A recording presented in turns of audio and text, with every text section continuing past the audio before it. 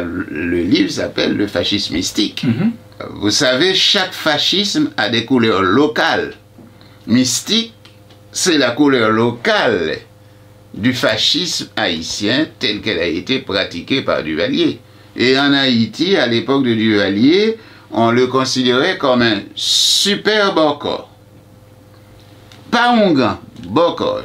Et Duvalier faisait toutes sortes de sacrifices d'enfants, et toutes ces choses-là. Tout le monde savait ça à l'époque, mais on n'en parlait pas, on ne pouvait pas en parler. Tous les gens de ma génération ont entendu Duvalier déclarer à la radio qu'il est un être immatériel.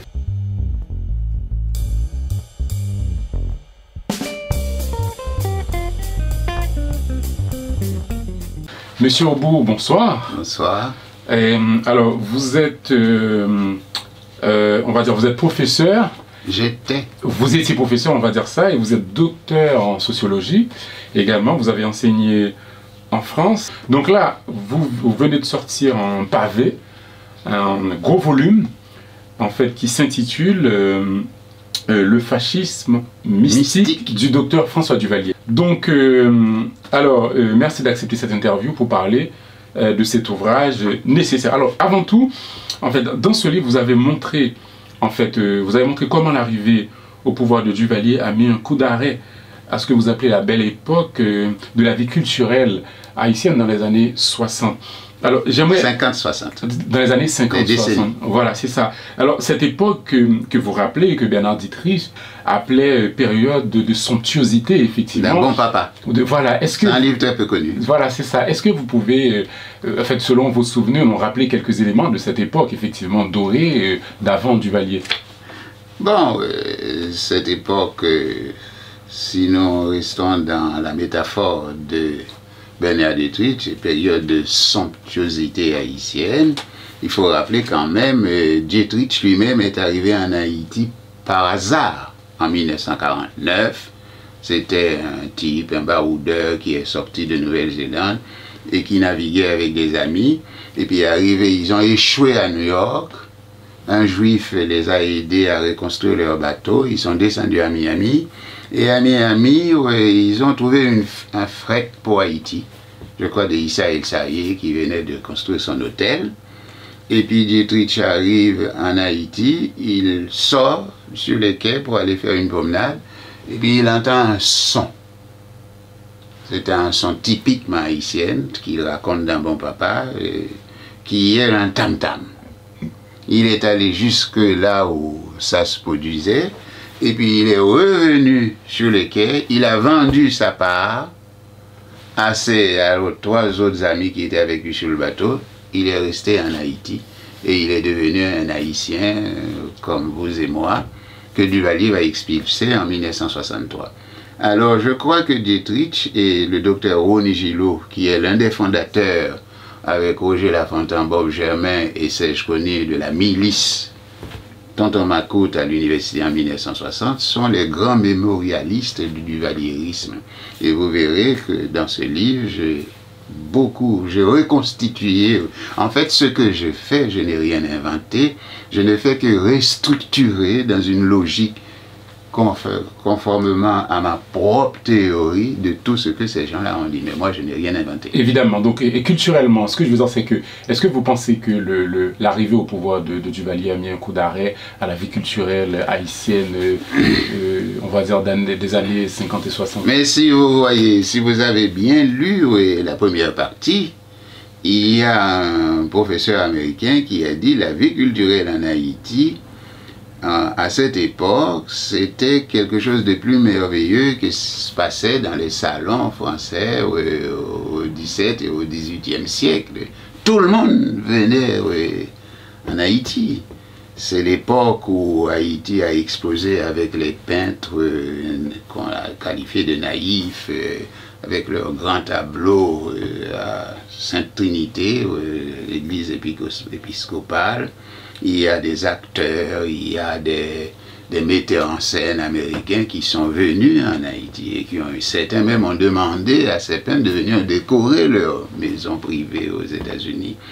Et puis si vous avez bien lu toute cette partie, il y a une atmosphère qui est quelque chose de merveilleux, où j'ai essayé de retracer notre propre adolescence à partir de l'adolescence de René Dépès, c'est-à-dire la génération de 1940 qui va faire 1946, et où Dépès raconte qu'ils s'étaient intitulés eux-mêmes la clique, et il a donné le nom des membres de cette clique. Ils allaient un peu partout, dans les quartiers populaires, dans les bals, il y avait des associations partout dans le pays. Et moi, quand ma génération est arrivée, c'était la même chose. J'étais dans une petite clique de copains où il y a des endroits où l'on se tenait, on traînait dans la ville et partout. Et puis ensuite, j'ai essayé de montrer ce que fut la formation de notre esprit, de nos qualités. En particulier, je rappelle cette chose qui m'est arrivée en 4e C1, où on était dans la classe, le premier cours, il y a Windsor Calaferrière qui arrive, qui était pas professeur. À l'époque, en Haïti, il y avait les professeurs, il y avait les suppléants. Il était suppléant. Et le suppléant, c'était quelqu'un qui, dans le lycée, devait remplacer tout professeur absent. Donc, vous voyez, c'était déjà une modernité, chose qui n'existe pas en France, parce qu'en France, lorsqu'un professeur est absent, vous avez entendu souvent des parents se plaignent, pendant un mois, les élèves n'ont pas de cours. En Haïti, c'est inimaginable du temps de mon adolescence. Et lorsque ce suppléant, notre professeur d'histoire, était absent, Windsor K rentre dans la classe, il nous regarde, il prend un bâton de craie, comme je l'ai raconté, et il nous dit, oui monsieur, l'histoire c'est la lutte des exploiteurs, des exploités contre les exploiteurs, c'est la lutte des exploiteurs entre eux pour s'accaparer du produit de l'exploitation. Après une révolution, les exploiteurs choisissent les leaders des exploités. Ces exploités, une fois devenus exploiteurs, défendent la cause des exploiteurs. Nous sommes en 4e en pantalon court. À l'époque, en Haïti, pantalon long, c'était en seconde. Et c'est resté gravé dans ma mémoire. Et puis après, je racontais comment on va devenir communiste. La fameuse rencontre avec Roger Gaillard, qui revenait de Paris, et qui, dans une classe, récitait pour les élèves de 3e. Moi, j'étais en première, Océanonox, on s'est arrêté. On a demandé à la sortie qui c'est ce professeur. On nous a dit qu'il vient d'arriver d'Europe. Et comme ça se faisait en Haïti à l'époque, on l'a suivi, on est allé chez lui. Et c'est comme ça, j'ai raconté cette histoire, et puis j'ai raconté d'autres petites leçons. Évidemment. On va revenir effectivement. Alors, vous parlez de la date du 22 octobre 1957, jour, on va dire, de l'arrivée au pouvoir, le jour où Duvalier a prêté serment. Fatidique. Vous dites que c'est le jour du basculement dans l'horreur, la fin du bonheur et de l'insouciance pour les enfants de ma génération. C'est ce que vous écrivez. Oui. Est-ce que vous aviez conscience à cette époque-là que ça va être un basculement dans l'horreur?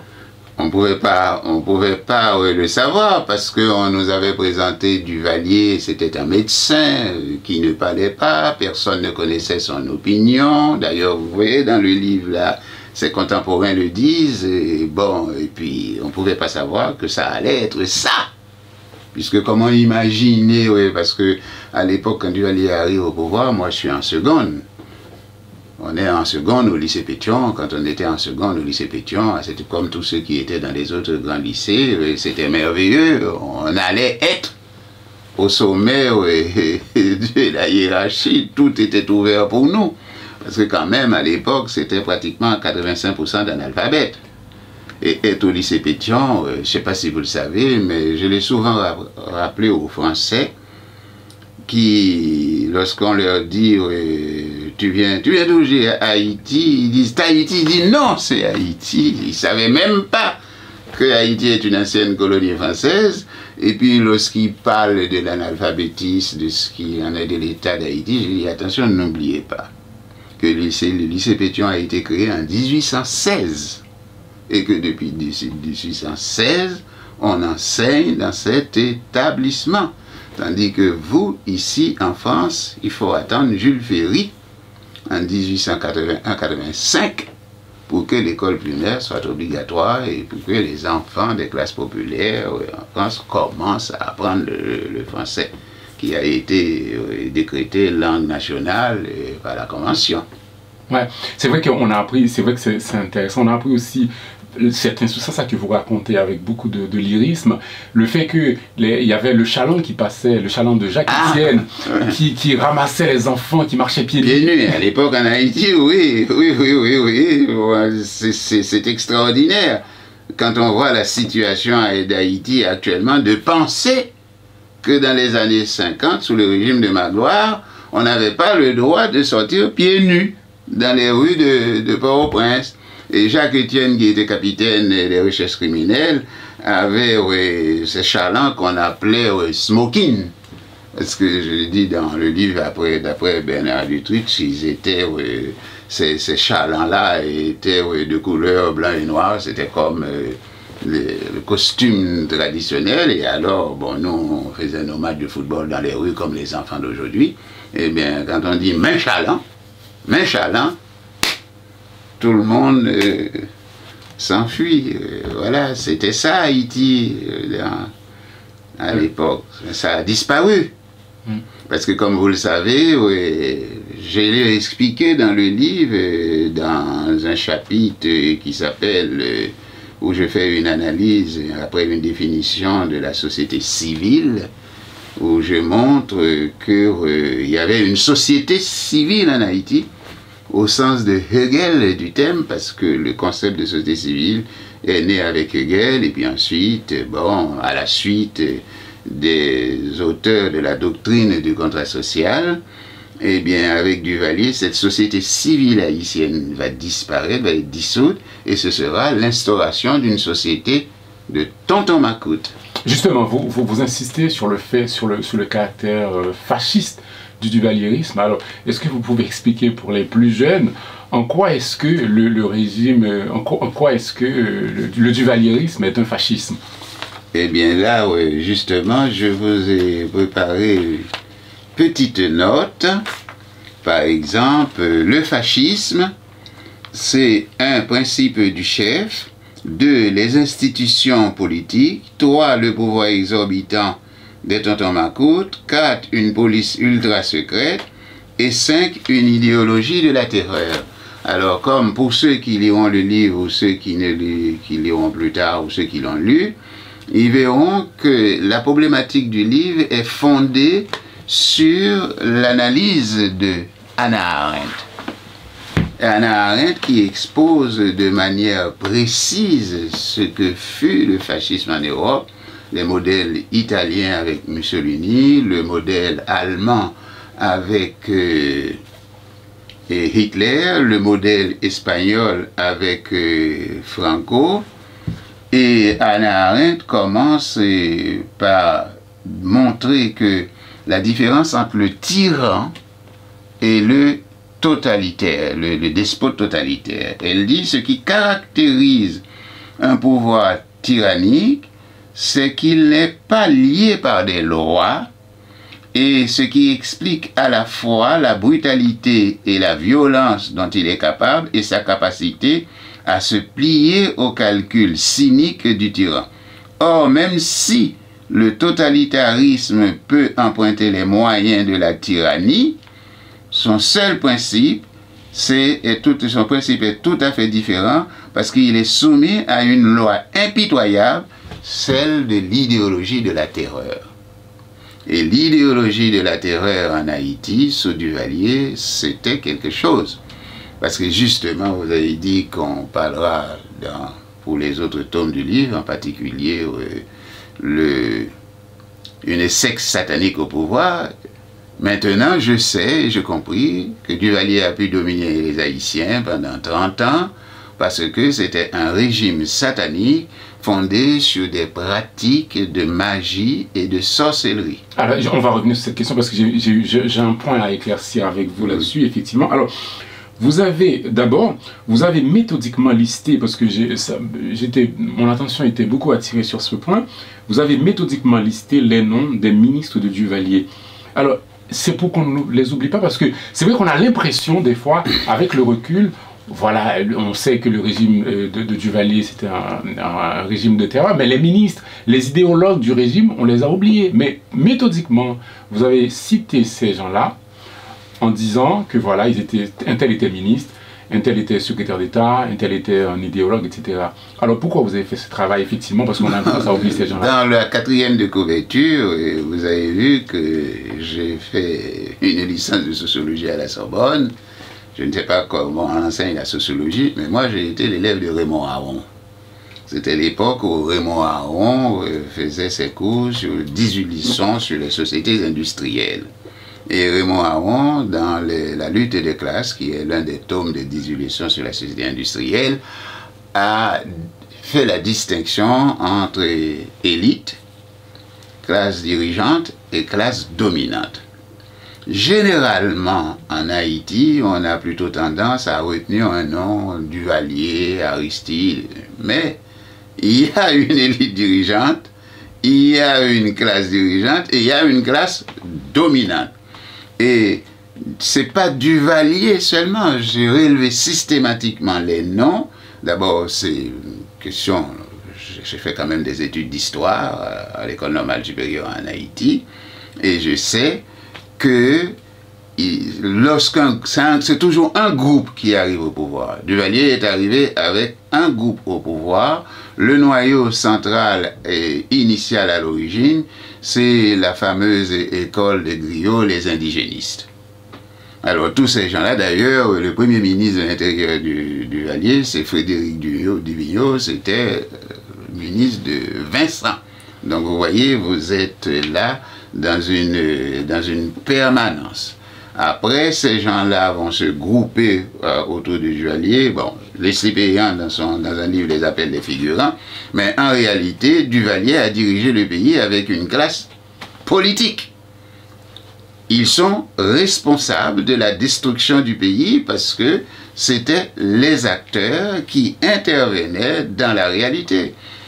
Si je n'ai rien caché, puisque oui, j'ai mon propre oncle qui était sous-secrétaire d'État de Duvalier. Il fait partie de la liste de ceux, parce que j'ai bien noté ceux qui ont fait un cabinet, 2 cabinets, 3 cabinets.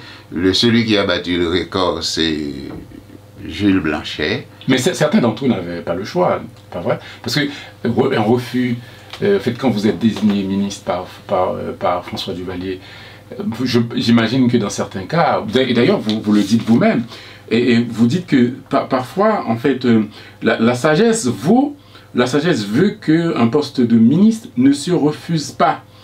Parce que sinon, Alors il faut distinguer la clique. Parce que comme il y avait la clique de DPS pendant l'adolescence, il y avait ma petite clique, Duvalier aussi avait sa clique, dont le lieu central, c'était le fameux bureau d'ethnologie dont il s'était emparé. Donc tous ces gens-là, la clique de Duvalier, des gens comme Michel Aubourg, qui va occuper 8 cabinets, par exemple, eh bien c'était le groupe du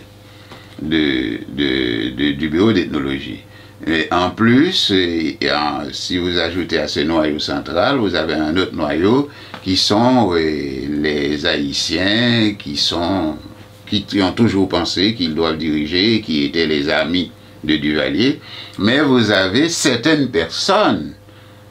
personnalités que Duvalier voulait corrompre et les faire rentrer dans son gouvernement, comme par exemple Antonio Vieux qui a refusé, il l'a tué de ses propres mains. Ah là là.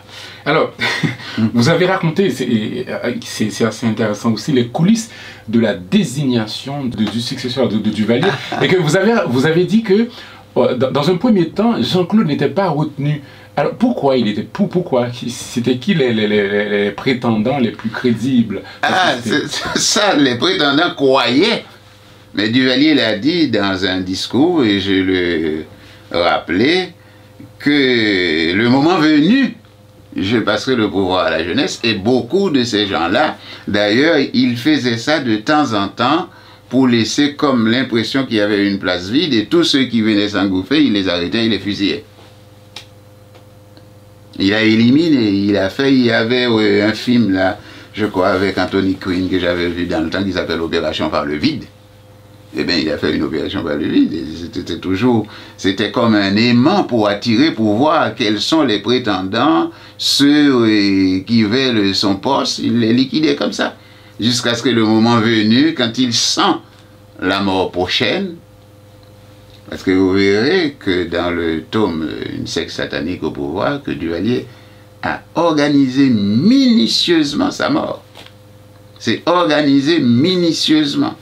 Comment ça doit se passer, comment ça doit se faire. Donc il avait tout bien préparé, bien élaboré, bien structuré. Donc le choix du successeur, ça a été une longue pratique qu'il a faite pour attirer, pour voir quels sont ceux. D'ailleurs, dans ce texte-là... Donc il savait dès le départ que c'était son fils. Il savait, mais il ne le disait pas. Ça lui a permis d'éliminer tout prétendant, tout ambitieux, tous ceux qui voulaient avoir le poste. C'est vrai que vous décrivez Duvalier comme un personnage machiavélique, intolérant et ingrat, surtout ingrat. Un psychopathe. Ouais. Vous dites qu'il substituait l'assassinat à la loyauté. Et vous citez plusieurs exemples. C'est vrai que c'est ahurissant. Moi, l'exemple qui m'a le plus frappé, que je trouvais odieux, c'est la trahison de Clément Barbeau, qui était son ami fidèle, son conseiller spécial, qui lui a même sauvé la vie.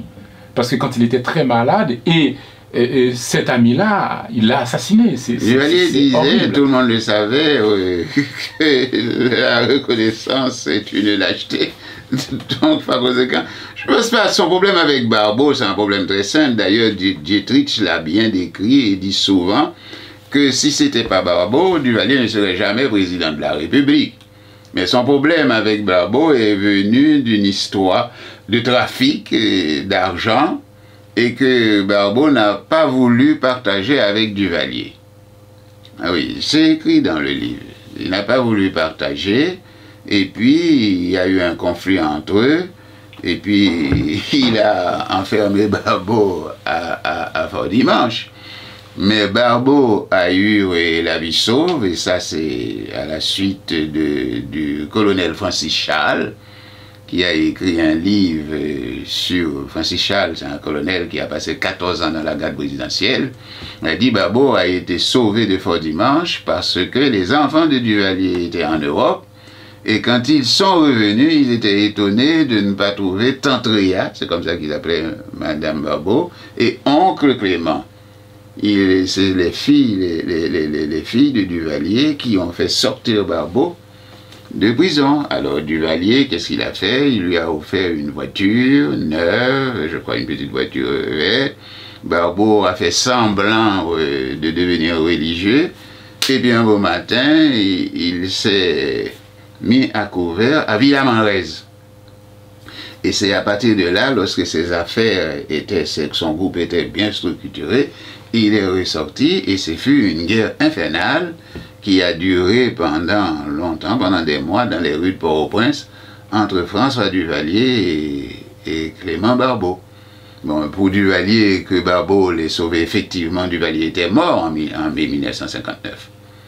Barbeau est allé a forcé l'ambassadeur américain à l'amener à la base d'Antoine-Amo, et il est revenu avec des cardiologues qui sont restés un mois au chevet de Duvalier. Ça, c'était en 1959. Et puis après, on a fait venir beaucoup de hautes personnalités médicales, cardiologues d'Europe qui sont venus, et Duvalier a fait au moins 4 crises cardiaques. Il est mort au bout de la 4e crise cardiaque. Donc c'est grâce à Barbeau en partie qu'il a eu la vie sauve. Donc du coup la reconnaissance, effectivement, c'est une lâcheté. Il y a aussi le cas du général Québeau et aussi du sénateur Jean Bélizaire. Ce sont des gens qui l'ont aidé à arriver au pouvoir. Bon, Québeau c'était un assassin. Parce que Dépès en a parlé en 1946, il faisait partie des lieutenants, des officiers les plus criminels d'Haïti. Bon, il a fini par devenir général, et alors Barbeau a mis Duvalier au pouvoir. Et Duvalier a utilisé une espèce de subterfuge magique pour faire croire à Barbeau que pour son salut, pour le salut de son âme, c'est Duvalier qu'il doit mettre au pouvoir. Et Québeau a assassiné, c'est ce qu'on appelle les vêpes de juin 1937, quand on a assassiné les partisans du Violet. Et quand quand Duvalier est devenu président, dans les premiers temps, chaque soir, revenant de son bureau, il va dormir chez Barbeau. Chez Kebo. Il va dormir chez Kebo pour faire... Il a nommé Kebo chef d'état-major pour 6 ans. Et bien un jour, Kebo était dans la rue en voiture, il a entendu des coups de canon, il a demandé qu'est-ce qui se passe. Il m'a dit, Duvalier était en train de décorer son successeur.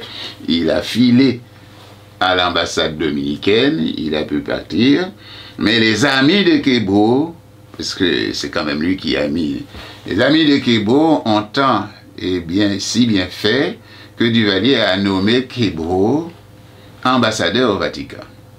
Une fois qu'il l'a nommé ambassadeur au Vatican, il s'est arrangé pour envoyer un ami commun en Italie qui a empoisonné Kebo.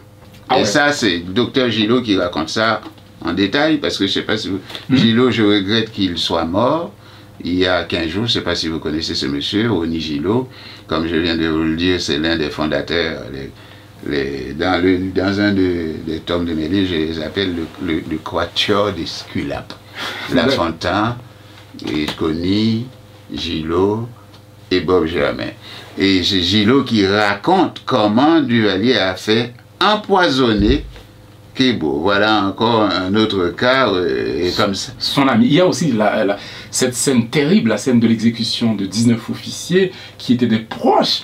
Alors là, vous pas des proches, c'était la garde nationale. C'était la garde présidentielle. La garde présidentielle. Alors, si la scène que vous la racontez tellement est bien, c'est comme si on y était et que Duvalier lui-même, c'est lui qui a choisi le peloton d'exécution. L'état-major. L'état-major, c'est ça? L'état-major, tout l'état-major était là. Oui, le commandement, c'est lui qui... Lui, il commande et l'état-major était là. Mais il y a une chose que je n'ai pas racontée dans le livre, c'est la rumeur qui courait. Max Dominique devait être parmi eux. Parce que tous les gens qui sont fusillés, c'est les amis de Max Dominique.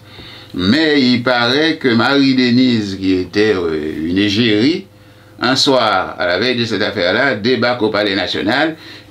Elle a dit à sa mère, ce soir, il y aura 2 veuves au palais. C'est-à-dire elle et sa mère. Parce qu'il voulait tuer son père. Si Duvalier tue Dominique, lui, elle va tuer Duvalier. Elle dit à sa mère, il y aura 2 veuves.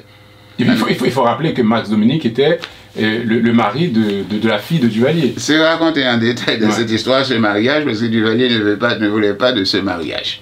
Il ne voulait pas de ce mariage, il a été forcé parce que Dominique avait mis enceinte Marie-Denise, alors que Dominique était marié et avait 2 enfants. Mais oui, c'est lui qui... En fait, il était parmi les successeurs potentiels.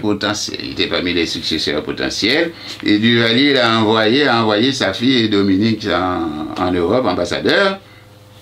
Il les a accompagnés, il a été les saluer à l'aéroport, et quand l'avion a décollé, il est retourné chez Dominique et Marie-Denise, il a fusillé même le chien qui était là. Il a fusillé tout le monde, y compris leur chien. Voilà Duvalier.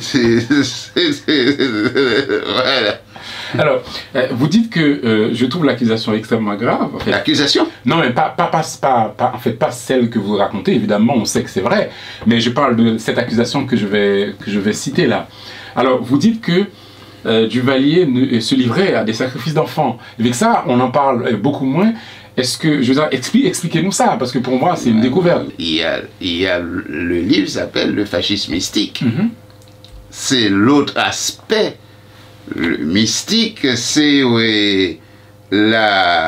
savez, chaque fascisme a des couleurs locales.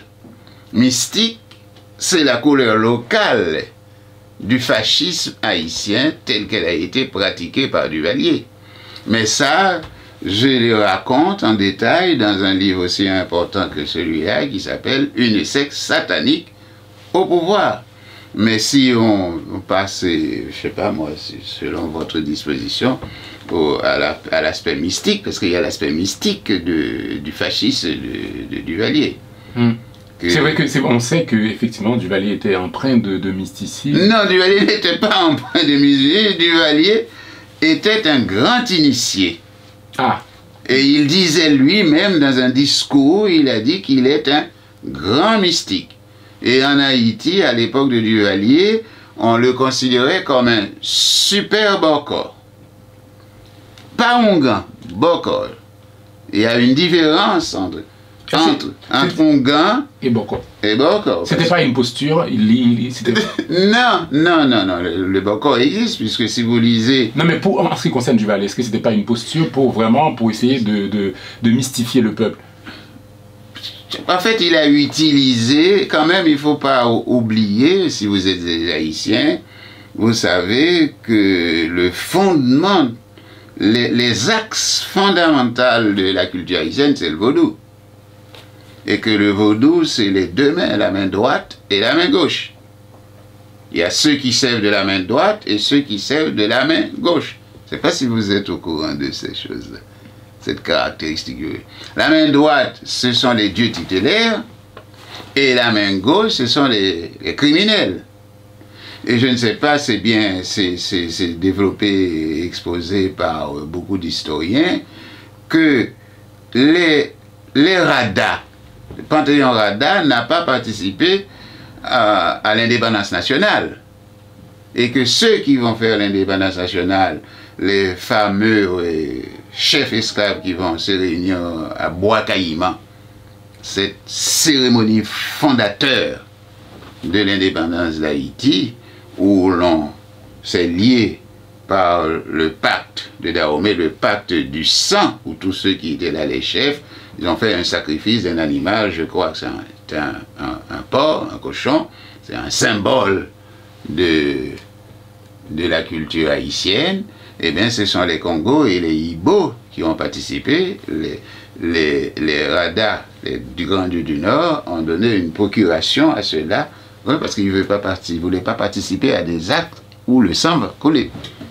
Alors, le vaudou en Haïti va se trouver divisé en deux catégories. Les sectes rouges, qui sont des sectes criminelles, et les autres qui sont, bon, les Ongans. Le Ongan, c'est le guérisseur, c'est le protecteur des gens du village, tandis que le Bokor, c'est celui qui fait du mal. D'ailleurs, il y a une partie du livre là où je cite un article, très longuement, un article de Jean-Dominique qui s'appelle Collier Maldiok, où il raconte, à l'époque de Duvalier, les dieux sanguinaires ont chassé les vieux dieux de Guinée. Et Duvalier, c'est vraiment... Mais c'est dommage, mais dans le livre, je ne sais pas si vous voyez, le livre, en gros, est fondé sur les œuvres essentielles de Duvalier. Et Duvalier a écrit les éléments d'une doctrine. Je répète, Jacques Barros, qui était un professeur, un Français, professeur de la coopération française en Haïti dans les années Duvalier. Il a dit à l'époque où il est en Haïti, les éléments d'une doctrine qui est le deuxième tome des œuvres essentielles de Duvalier, considéré en Haïti par tout le monde comme son Mein Kampf. C'est dans le livre. Donc, alors vous avez ça, cette doctrine fasciste, mais d'un autre côté, Duvalier appartenait, connaissait, quand Duvalier a fermé en Haïti tous les hommes forts qui n'étaient pas d'accord avec lui, et beaucoup de Hongans dormaient avec lui au Palais National. Ça, c'est la partie mystique que je raconte ailleurs. Et Duvalier faisait toutes sortes de sacrifices, des sacrifices d'enfants, et toutes ces choses-là. Tout le monde savait ça à l'époque, mais on n'en parlait pas, on ne pouvait pas en parler. Mais vous allez trouver ça chez le docteur Gillot, avec son livre au titre étrange, François Duvalier le Mal-Aimé. Livre que Gillot a dit qu'il a écrit en collaboration avec le général romain, qui était comment dire, le mot, c'est un mot juridique qui m'échappe. Il était chargé de régler le testament de Duvalier. Gillot était dans les premiers moments de la chute de Duvalier en exil chez Romain, qui était lui déjà en exil en République dominicaine. Il a écrit le livre en commun. Et dans la préface de son livre, François Duvalier Mal-Aimé, Gillot s'excuse auprès de sa femme et des enfants pour avoir passé tant de jours et tant d'années avec son héros. Et son héros, c'est François Duvalier. François Duvalier, ouais. Et pourtant, dans le livre, il raconte toutes ces choses-là. Ces crimes-là, bon, je sais pas moi, mais Duvalier, c'était vraiment Et bon, là, j'ai pas traité systématiquement dans ce premier tome la question du mysticisme dualiste, mais c'est dispersé. Oui, effectivement, c'est ce que j'ai constaté. C'est dispersé dans le livre, parce que tous les gens de ma génération ont entendu Duvalier déclarer à la radio qu'il est un être immatériel. C'était pas une plaisanterie, c'était une réalité, c'était pas un mythe. D'ailleurs, tout mythe devient une réalité lorsqu'il devient une perception de la vie commune dans une société. Justement. Alors, en fait, ma prochaine question, est-ce que vous, en fait, par rapport à la situation actuelle, est-ce qu'on peut, on va dire honnêtement prétendre qu'Haïti vivait ses heures les plus sombres sous Duvalier? D'après vous. Les Haïtiens parlent beaucoup de ce qui se passe actuellement en Haïti. Qu'est-ce qui se passe actuellement en Haïti? Ce qui se passe actuellement en Haïti, c'est la lutte des classes. Les gens qui occupent le territoire du pays, que généralement l'opinion commune appelle des gangs, c'est pas des gangs. C'est, pour parler à la française, ce sont les laissés pour compte depuis des décennies. Tout le monde sait que pendant longtemps, surtout pendant la période d'Aristide, on appelait les gens qui naissaient, qui vivaient, qui grandissaient dans la rue, les cocorates. Maintenant, qu'est-ce qui s'est passé? Quand Hillary Clinton est arrivée en Haïti, moi j'étais aux États-Unis, je l'ai vu sur CNN en février 2011. Il y avait une élection présidentielle au second tour. C'était Jude Célestin, le candidat officiel de M. Préval, président de la République, et Milan Maninga. Milan Maninga, au premier tour, avait fait 32%. Je crois, après, c'était Jude Célestin. Je ne sais pas quelle était la place de Sweet Mickey. Mais moi, j'ai vu, Hillary Clinton est rentrée en Haïti, élection au deuxième tour. Elle a remplacé Jude Célestin par Michel Martelly. À l'époque, on ne connaissait pas Michel Martelly, on connaissait Mickey. Moi-même, j'ai un ami qui est psychiatre, un haïtien, à New York, chez qui j'étais ce week-end-là, qui m'a dit, mais Gérard, tu crois vraiment qu'ils vont mettre Sweet Mickey président? J'ai dit, mais tu as bien vu, il s'appelle Leslie Antoine, psychiatre. Je dis, mais Leslie, tu vois bien, il arrive, on est rentré, elle a retiré. Il m'a dit, tu sais, il est psychiatre, il m'a dit, tu sais, ma femme est mexicaine, elle est docteur en psychologie. L'orchestre de Sweet Mickey était de passage à New York, on a été au bal, et à un certain moment donné, le bal chauffait, Sweet Mickey a descendu son pantalon, il a descendu son caleçon, il a montré son derrière aux gens. Il a dit, j'étais là avec ma femme mexicaine. J'ai dit, bon, voilà. Et alors, moi, je suis arrivé ici, j'ai téléphoné à Jacques Goug. Je ne sais pas si vous connaissez Jacques Goug, c'est un Haïtien qui vit ici. J'ai dit, voilà une histoire qu'on me raconte à propos de Sweet Mickey. Il me dit, mais tout le monde sait ça. Sweet Mickey a son guitariste, et la guitariste a une note. Lorsqu'il pousse cette note, Sweet Mickey se déshabille. C'était au début de l'affaire. On a mis ce type-là et tout le monde a fait. Il a fait beaucoup de scandales, plein de choses extravagantes où il s'est déshabillé, ou je sais pas. À l'époque, il y avait un petit conflit avec la République dominicaine. Il était dans un meeting, il a mis le micro dans son anus, il a pété. Je sais pas si vous êtes au courant de ça. Il a dit, je sais pas si la solution. Et puis il y avait des vidéos qui circulaient pendant les carnavals où il se déshabillait, il montait sur le char et puis dansait. Ouais.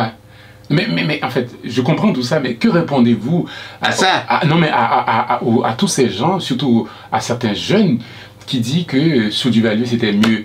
Mais que répondez-vous? Parce que vous avez... j'ai répondu dans les livres. Et puis j'ai répondu dans les 3 autres temps. Mais est-ce que vous pouvez résumer? Est-ce que enfin, rétrospectivement... Bon, au début du livre, si vous prenez les premières pages, là, où il y a la question de Claude Moïse. Ah oui, voilà. L'Haïtien a la réputation d'avoir la mémoire courte. Historien de métier, Claude Moïse ne le lit pas. Dans sa préface du livre de mémoire de Roger d'Orsainville, Marche arrière, il pose la question suivante. Comment empêcher les gens d'oublier? de tourner la page, de se refermer dans l'impuissance, de s'apprêter à répéter les mêmes erreurs, tourner en rond. Faisons un vœu. Que comme la génération de Noé, Claude Moïse, c'est à moi qui parle là, Claude Moïse puisse voir ses fils jusqu'à la 3e génération et la 4e génération, qu'enfin, en Haïti, chaque degré de filiation en ligne directe puisse suivre une génération du père au fils et du père au petit-fils, et ainsi de suite, comme Abraham jusqu'à David, dénombré 14 générations, évidemment sans l'immonde docteur Duvalier. Voilà. Donc, les gens d'aujourd'hui qui disent, qui veulent Duvalier, c'est exactement, vous avez la réponse dans la première, comment empêcher les gens de tourner en rond, de refaire les mêmes erreurs. On a vu pire avec Aristide. Avec Aristide, on a vu, Duvalier a fait le Totomacoute, il a fait les chimères.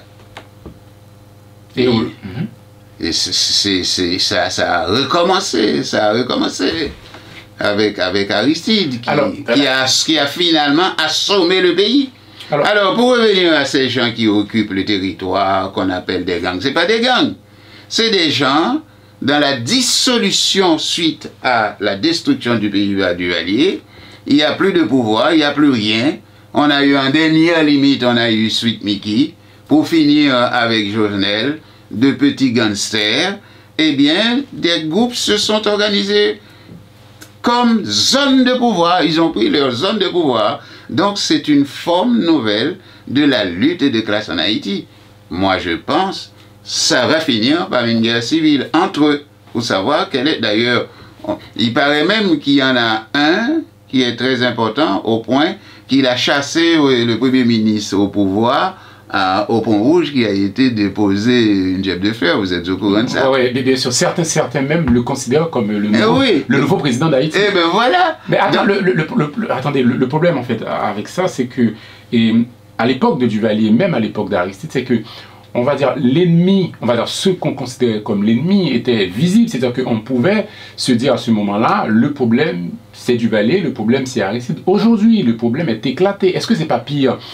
En fait, si on prend la situation de non, la différence entre Aristide, entre le temps d'Aristide, le temps du Valieris, et moi je dis pas Aristide, j'appelle ça le temps des Marassas.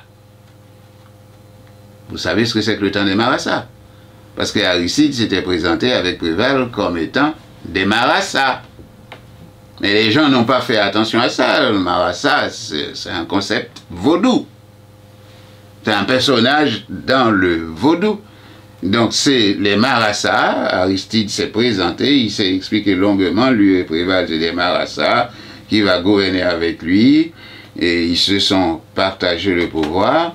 Et ils ont gouverné avec ceux qu'on appelle les Lavalassiens.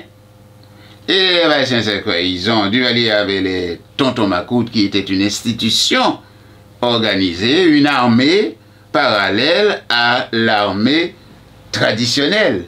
Mais avec Aristide, on va avoir ce qu'on appelle les chimères, c'est-à-dire des groupes complètement invisibles, en particulier les gens de Cité-Soleil. Je crois le chef de la police de Aristide, je crois que c'est comment il s'appelait déjà, il vient mourir là il n'y a pas longtemps. Il avait dit qu'il y a 24 sections de gangs à Cité-Soleil. Et il ne faut pas oublier que Aristide gouvernait avec ces gens dont le principal, on le connaît, c'est un qui s'appelle Amio Métayer. Les Américains lui avaient demandé à Amio Métayer pour être jugé à Miami devant un tribunal américain. Aristide a fait venir Amio Métayer au Palais National, il l'a tué, il lui a crevé les 2 yeux. Et quelques temps plus tard, au moment où Aristide allait tomber, le frère d'Amio Métayer, Butor Métayer, avait pris les armes. Il était arrivé près de la maison d'Aristide, il était stoppé là avec son armée. Et moi, j'avais lu, malheureusement je l'ai perdu, une interview d'un journaliste de Libération qui avait interviewé Butor Métayer. Il était habillé comme Zapata. Et puis le journaliste le félicitait pour son âme moderne. Il avait un goyabel. Il a ouvert les boutons de son goyabel il avait une espèce de collier attaché à son cou. Il l'a fait venir devant et il a sorti une machette. Il a dit aux journalistes français, en lui montrant ses armes, ses mitraillettes, il a dit, ça, c'est pas arme, un arme, voici l'arme. Il a dit, ça, avec ça, je vais monter au Palais National, couper la tête d'Aristide et boire le sang du diable qui est dans sa tête. Alors, c'était ça, ils gouvernaient avec Cité Soleil, et avec tous ces gens-là, ils ont créé les chimères. Les chimères, avec, à la différence des Tontons Macoutes, c'était pas une institution organisée. C'était toutes sortes d'individus à qui Aristide avait donné libre pouvoir, qui agissaient pour leur propre compte. Donc, lorsque les Américains, dans leur conflit avec Aristide, parce que ce sont les Américains qui sont rentrés en Haïti, ils ont enfermé Neptune, ils ont obligé Neptune, premier ministre d'Aristide, à donner sa démission, et puis ils sont allés à Tabar, ils ont dit à Aristide, maintenant, vous allez partir. Aristide croyait que c'était une plaisanterie. Bon, bref, toujours est-il qu'on l'a mis dans un avion, et lorsqu'il est parti, eh bien, tous ces petits groupes, ces chimères, se sont répandus, ils ont commencé à faire des kidnappings. L'impunité, tout le monde qui n'avait, et puis finalement, il y a des groupes qui se sont imposés, qui sont devenus de véritables armées. Voilà, c'est la lutte des classes. Maintenant, qu'est-ce qui va se passer entre le groupe de celui qui s'appelle Barbecue et le groupe qui s'appelle les 400 Maozo et les différents... Il y en a des gens qui disent qu'ils ont fait une fédération entre eux, on va voir. Mais de toute façon, on sait que ce qui est fondamental, ça, avec Duvalier, c'est que il y avait deux bourgeoisies en Haïti commerçantes, la bourgeoisie arabe et la bourgeoisie mulatte, qui avaient appuyé des joies. Bon, ceux-là, Duvalier les a éliminés. Et puis après Duvalier, c'est la bourgeoisie arabe qui gouverne le pays. Là, on a l'un de leurs principaux chefs, on ne sait pas où est-ce qu'il est maintenant, mais Boulos avait dit que lui-même, il finançait ces groupes. C'était dit publiquement, tout le monde le sait. Où est-ce qu'il est là maintenant, Boulos? On ne sait pas. Est-ce qu'il est en Haïti? Mais toujours est-il, et vous verrez dans le livre que dans un de ses discours, Duvalier a expliqué comment ce sont ces gens-là qui ont financé son gouvernement. Il a cité les noms sont là dans le livre. Justement, alors je pense que le reproche qu'on peut vous faire, et dans votre texte, c'est que vous ne mentionnez pas, ou bien je ne l'ai peut-être pas lu, le fait que Duvalier était aussi un produit américain, et que les Américains l'ont aidé, financé et supporté pendant tout son règne. Très bien, on peut me faire toutes les reproches qu'on veut, mais moi je traite du fascisme mystique de François Duvalier. Je ne traite pas de ce que, quand j'étais adolescent, lycée Pétion, à l'université en Haïti, quand j'étais communiste, comme militaire, et qu'on parlait des laquais de l'impérialisme. C'est pas un livre sur les laquais de l'impérialisme. Alors si vous voulez parler des laquais de l'impérialisme, c'est pas difficile. À ce moment-là, vous lisez Jacques Roumain dans schéma, c'est au moment où il fonde le Parti communiste. D'ailleurs, dans le livre, vous avez esquisse d'une théorie d'analyse de la société haïtienne, où les deux plus grands écrivains haïtiens, Jacques-Stéphane Alexis, Jacques Roumain d'abord et Jacques-Stéphane Alexis ensuite, sont des fondateurs du Parti communiste haïtien.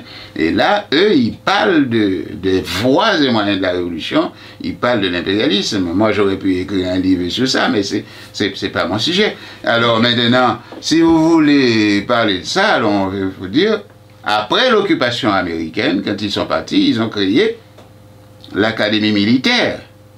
Ils ont créé l'académie militaire que tout le monde, tous les auteurs considèrent ces officiers qui vont sortir de l'académie militaire jusqu'à ce qu'on va fermer cette académie militaire, c'est ce que nous, on appelle l'armée d'occupation intérieure.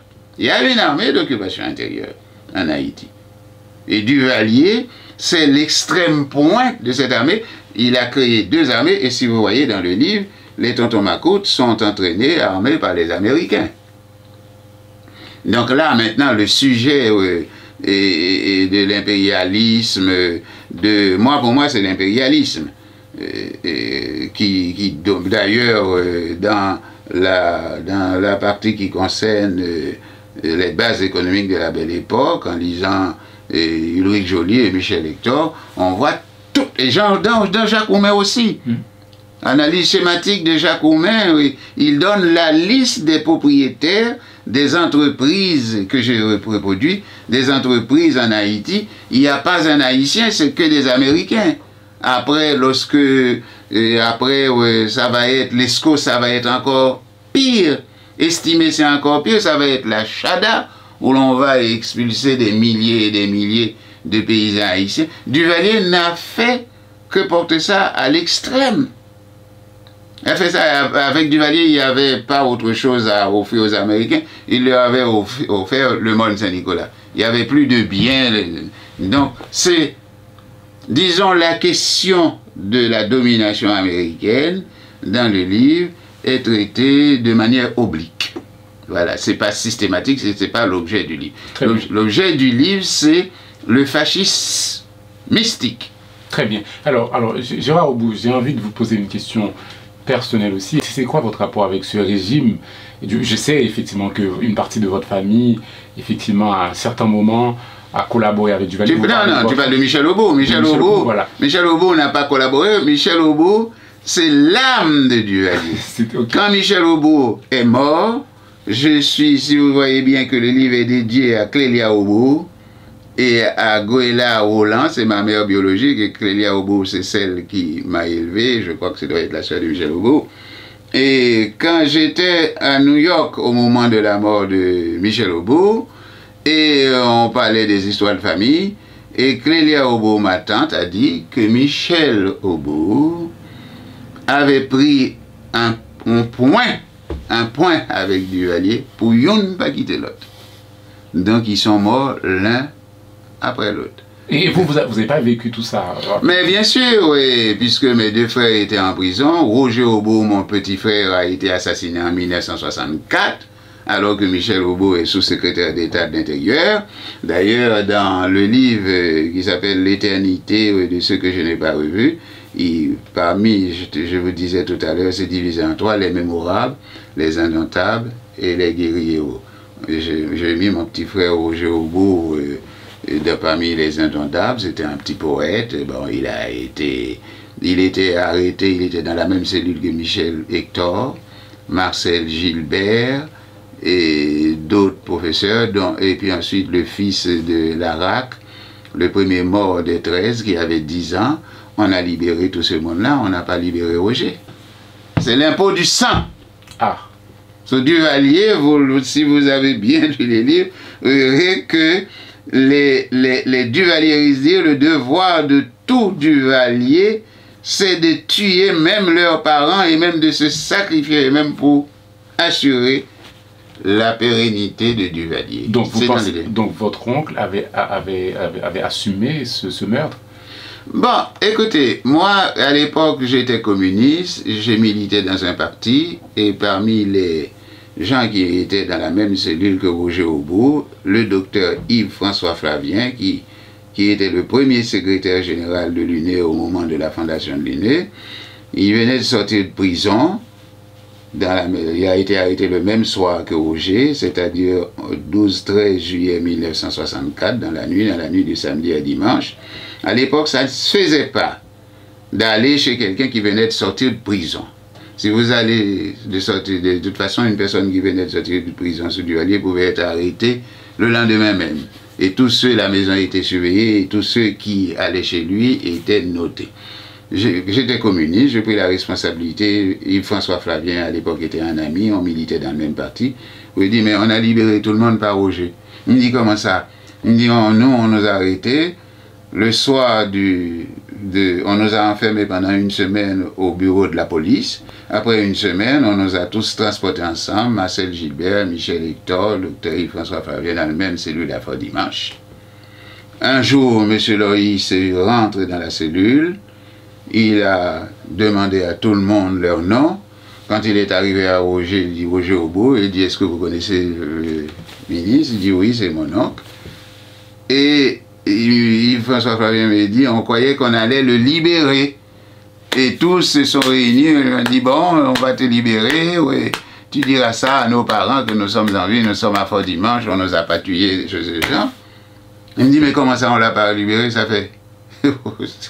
Le lendemain, Loïs est venu, il a sorti Roger de la prison, ils n'ont jamais vu. C'est terrible. C'est pas c'est terrible. Bon, de toute façon, et la semaine qui précède l'arrestation, on est en Haïti, hein. Roger était à la rue du Centre où habitait ma mère, à côté de l'imprimerie de l'État. Il était un monsieur, un poète, très gentil. Il donnait des leçons à une... Ça, je l'ai raconté dans le tome sur l'éternité de ce que je racontais l'histoire de sa mort, de son arrestation. Il y a un mambo qui s'appelait Tikuna, qui habitait en face de la cour où habitait ma mère. Roger donnait des leçons à son petit-neveu. Et ce mambo est venu dire à ma mère, dis à vos fils de ne pas rester là parce que sinon leurs jours sont comptés. Il se trouve, moi je passais très rarement chez ma mère, parce que j'ai entendu ça. Quelques 2 ou 3 jours plus tard, on a une cousine à Merline qui avait un loi dans sa tête, qui est venue nous dire, fais attention, ne restez pas là. J'étais là, j'ai entendu. Je suis parti, je ne suis pas revenu. Et un dimanche matin, je me suis levé parce que j'avais rendez-vous pour une réunion politique avec un monsieur qui vient de mourir, il s'appelle Franz L'Hôpital, porte l'official, et un autre qui s'appelle Rodelin Charles. On dirigeait une section du PPLN qui s'appelle Gabar le Vaillant. Et généralement, c'était une organisation clandestine, on tenait nos réunions à la mer. En général, c'était le plus souvent à Torland ou à la mer Frappée. On était au milieu de la mer, on faisait nos réunions discrètement. Et j'avais rendez-vous ce dimanche matin avec eux devant le cinéma Sénégal, juste à Martis. Chez les gens chez qui, après avoir entendu qu'on va venir nous arrêter, j'ai remarqué le dimanche matin, je n'avais pas mon costume de bain. Je me suis levé, j'ai couru chez ma mère, c'était un petit corridor qui s'appelle la Coutille-Pomme. Il y avait des maisons dans les 2 allées et ma mère habitait au fond des 2 maisons. J'arrive à 7 h du matin, tous les gens de la cour étaient debout, la main sur la mâchoire. Je rentrais au milieu de cette ligne et puis les gens me regardaient. Moi, dans ma tête, je dis, ah, ma mère est morte hier soir. Et puis je contourne la dernière maison, c'est une dame qui s'appelle Madame David, qui était collée à là où habitait ma mère. Elle me dit, Gérard Petit, pas arrêté. Et je fais comme si je n'ai pas entendu. Je suis rentré, j'ai pris mon costume de bain et je suis ressorti, les gens dans la même position, pas un mot. Évidemment, je suis sorti, j'ai longé la rue, et puis une fois que le bout de la rue du Centre à la rue des Casernes, je tourne, les gens à mon cou, comme on dit en Haïti, pieds, ça me mange une batte barreau. Ce qui s'est passé, c'est que dans un corridor, il n'y a pas d'adresse. Ils sont arrivés à 2 h du matin, ils ont frappé, battu tous les gens.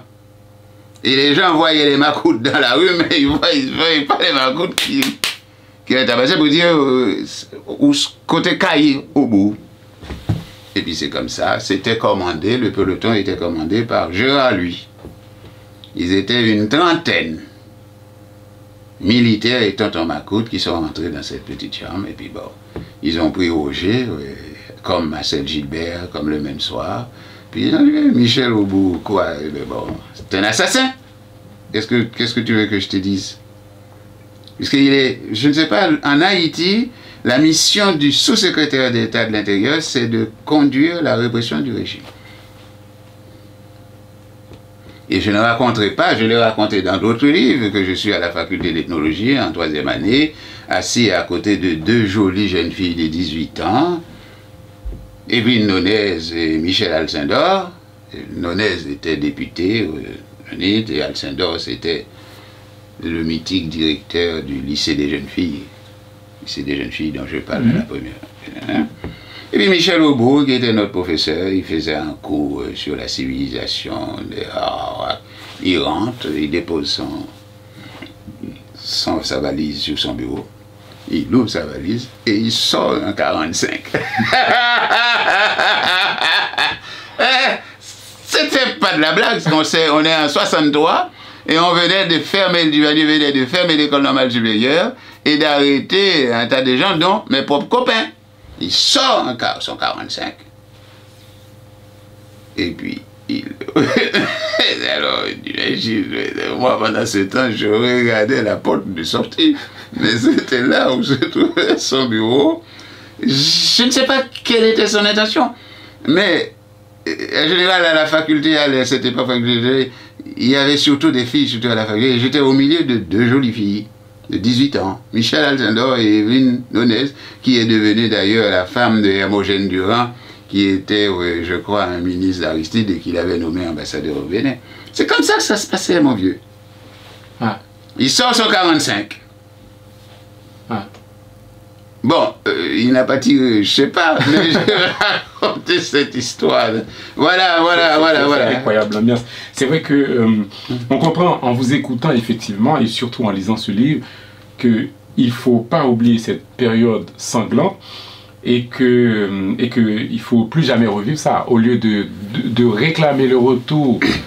Qui réclame le retour? Personne ne réclame le retour du Duvalier. Ouais. Il y a les jeunes. En Haïti, il y a encore, j'en connais quelques-uns, il y a encore des fiolistes.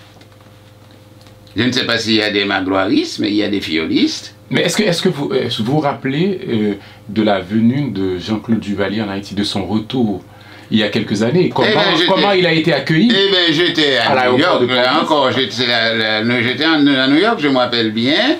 Je regardais ça sur CNN. D'ailleurs, le lendemain de mon arrivée à New York, alors j'ai un copain, là, vous voyez, je suis rasé, mais généralement, c'est pour venir vous voir que j'ai été chez le coiffeur, mais ça faisait 3 à 4 ans, alors j'avais le barbe, machin, je ressemblais à un monstre. Et alors, j'ai un copain qui était au lycée avec moi, chez qui j'habite lorsque je suis à New York depuis 30 ans. Dès que j'arrivais, le lendemain de ma arrivée, il m'amenait chez son coiffeur. Et j'étais chez son coiffeur. Alors, en général, les coiffeurs haïtiens, c'est des salons où l'on vient raconter son... Il avait sa radio branchée sur Haïti et j'ai entendu une interview de l'ambassadeur de France à Port-au-Prince qui racontait, qui répondait aux journalistes. Il a dit, les services de police de la Guadeloupe, Pointe-à-Pitre, lui ont téléphoné pour lui dire qu'il y a Jean-Claude Duvalier qui est là en escale et qui va venir en Haïti, qu'est-ce qu'il faut faire? Et j'entends l'ambassadeur de France à Port-au-Prince dire, il a immédiatement téléphoné au Premier ministre haïtien. Le Premier ministre haïtien lui a dit que Jean-Claude Duvalier est un citoyen ordinaire comme n'importe quel haïtien. Et le ministre de la Justice de Préval à cette époque, c'est M. Paul Denis, que je connais très bien. J'ai milité avec lui quand on avait 20 ans dans l'UNE, dans le Parti communiste. On est parti en exil à peu près en même temps. Eh bien, j'ai vu ce CNN Duvalier à l'aéroport. Il passait tout le temps la main sur son front. Je ne sais pas si c'était une mouche, ou s'il était drogué, ou s'il était stressé. Des choses. Il est rentré tranquillement. Alors, ça c'est un mystère. Même l'ambassadeur de France à Port-au-Prince ne savait pas pourquoi. Mais l'accueil qui lui a été réservé aussi par la population, en fait. L'accueil par la population. Bon, il y a même, par exemple, une promotion de la faculté de droit du département de la Tibonite qu'il avait choisi comme patron. Mais c'est la phrase de Claude Moïse, là on attend jusqu'à la 14e génération, sans les mondes Duvalier, pour voir si effectivement... Et puis ensuite, ils ont quand même le droit, c'est doit être une petite catégorie d'Haïtiens qui veulent avoir ce truc, ils ne savent pas ce qui se passe, ou bien c'est peut-être des gens qui sont des initiés dans des rooms forts où l'on parle de Duvalier, parce que attention, dans le tome 4, une secte satanique au pouvoir, et c'est bien raconté, Gillot a raconté ça en détail, que Duvalier, après sa mort, est monté au Panthéon Vaudou, où il était devenu un dieu, et qu'il va retourner sur Terre. Ou tout simplement des gens ordinaires qui pensent que la vie n'était pas si dure. Non, il y a des duvalieristes dans le pays. Sweet Mickey est un duvalieriste, il l'a montré suffisamment, et il a gouverné comme n'importe quel duvalier, il s'en est pas caché. Donc il y a des duvalieristes dans le pays, et puis il faut quand même pas oublier que c'est un type 10 dans la tête de chaque Haïtien, il y a un tonton Macoute. D'ailleurs, quelqu'un m'a dit ça dernièrement, je dis oui, dans la tête de chaque Haïtien, il y a un tonton Macoute, sauf ceux qui n'ont pas fait la transcendance de l'ego. Très bien, mais sur ces beaux mots, on va s'arrêter là. Et merci Gérard Aubourg de nous avoir accordé cette interview utile effectivement pour qu'on n'oublie pas cette période-là.